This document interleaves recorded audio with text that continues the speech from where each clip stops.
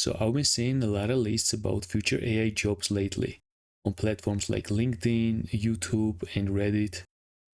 And it got me curious which of them are actually real jobs or have potential to become one in future, and which one of them are not going to happen. So I spent time on research, checking job boards, market data, looking at what companies are actually hiring for. So I decided to put up a small tier list. A lot of what you will see on this list is not standalone jobs. Most of them are like AI specializations. Some of them are their own career path. Some of them are skills added to the current role. So this tier list is my opinion based on my research. I'm not predicting the future. Prompt engineering position, which was hyped in 2023, taught us that no one actually can. But this is how I see it right now. So let's get into it. Okay, so welcome to my tier list for AI careers and specializations, both the ones that exist today and the ones people are predicting for the future. We'll be ranking from S tier all the way down to D tier, the complete jokes. I try to rank each one on these three things, like how much will businesses actually need this, longevity, will it still exist in 3 years, and the hype versus reality. I'll be choosing randomly, so let's do this. First one we got AI personality designer. This sounds a little fluffy, but there is something real here. So when a brand deploys, for example, a chatbot, and they want it to have a personality that matches their image, is it friendly and casual or formal and professional? A personality designer would be a mix of a writer and a behavior psychologist, responsible for crafting how the AI sounds and feels to the user. I heard people calling it conventional AI designer, and that's not a small market.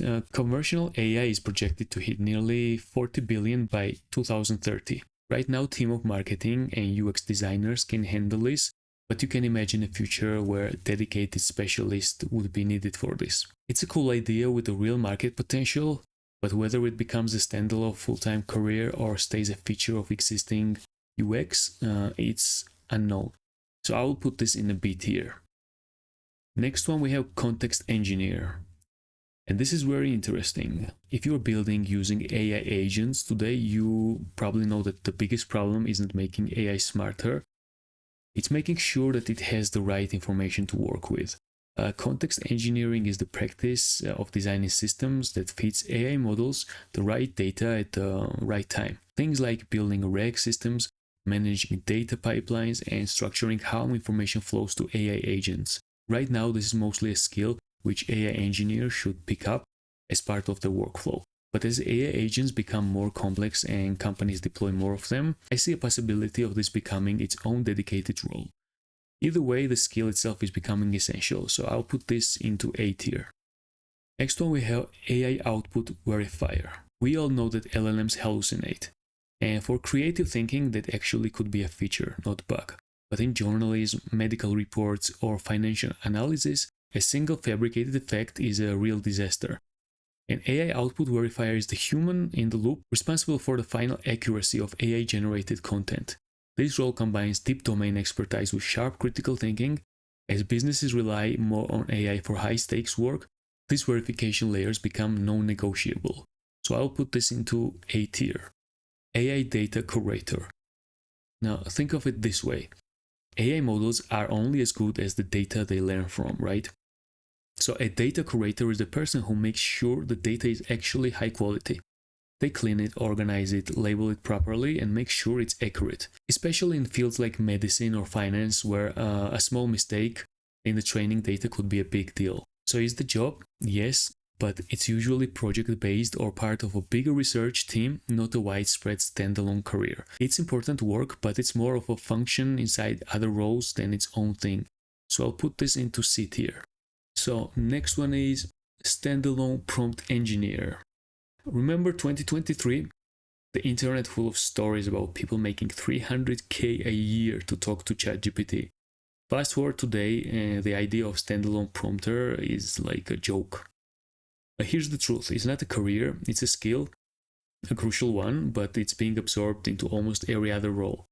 Companies are not hiring a dedicated prompt engineer anymore. They expect their engineers, marketers, and designers to know how to use these tools. So it was just a temporary hype bubble, as to say. So I'll put it into D tier. Next one, AI security specialist. As AI becomes more autonomous, it creates brand new ways for things to go wrong. Adversarial attacks, data poisoning, model theft, these are the new frontiers of cybersecurity. An AI security specialist's job is to think like a hacker and find these vulnerabilities before the bad guys do. And according to the World Economic Forum, only 14% of organizations believe that they have talent they need. So the business need is massive and the talent pool is tiny, and it's not going anywhere. So I'll put this to S tier. Synthetic Data Engineer. Training AI models requires epic amounts of data, but the real-world data can be messy, private, or just plain unavailable. The solution: a synthetic data engineer creates high-quality artificial datasets to train models on edge cases, reduce bias, and get around privacy rules. This is a real technical challenge, especially in fields like healthcare and autonomous driving, and the market seems for it to be exploding. Synthetic data generation is projected to grow from 300 million to over 2 billion by 2028, at almost 46% annual growth. So the demand is clearly there. The only question is whether it becomes its own discipline or stays a key skill for ML engineers. Right now, most companies hiring for this capability are looking for ML engineers who can do synthetic data. It's a solid concept with real applications and serious growth, so I think it fits the B tier. Generative AI Engineer. Now this is the person who actually builds the AI products we use every day. They take models like GPT or Claude and turn them into real products, like chatbots that actually work, AI assistants that can search through company documents, tools that generate content for businesses. They fine-tune models, build the systems that feed them right information, and make sure that everything works reliably in the real world. This is one of the fastest growing roles in tech right now, and LinkedIn ranked as the fastest growing job in 2026 actually. And there are thousands of open positions. The talent pool is small and companies are competing hard for this role, so I'll put this to S tier. Next one is low skill AI data labeler. This one is about basic repetitive labeling work, tagging images, sorting simple categories and that kind of thing. This was a massive job category in the early days of AI training, but this is a classic case of job being automated by the very tech it helps to create. So as models get better at self-supervised learning and data becomes more common, the need for huge teams doing simple repetitive tagging is shrinking. Now, the data labeling industry as a whole actually hit over 2 billion in 2025 and is still growing at almost 27% annually, but that growth is being driven by high-skill annotation work, not the basic stuff. The low-skill, anyone-can-do version of this job, it goes to D tier. Next one is AI governance and ethic roles. So as AI systems make high-stakes decisions about loans, medical diagnosis, and hiring, the risk of bias and harm is huge. And AI ethics officer creates governance frameworks, audits models for fairness, and ensures the company's use of AI aligns with the human values and regulations. Companies are realizing that ethics is not just about PR, it's about risk management, with a serious shortage of qualified people and salaries often climbing well into the six figures. And this is hot field. I will put this to A tier easily. Okay, next one we have a vibe coder.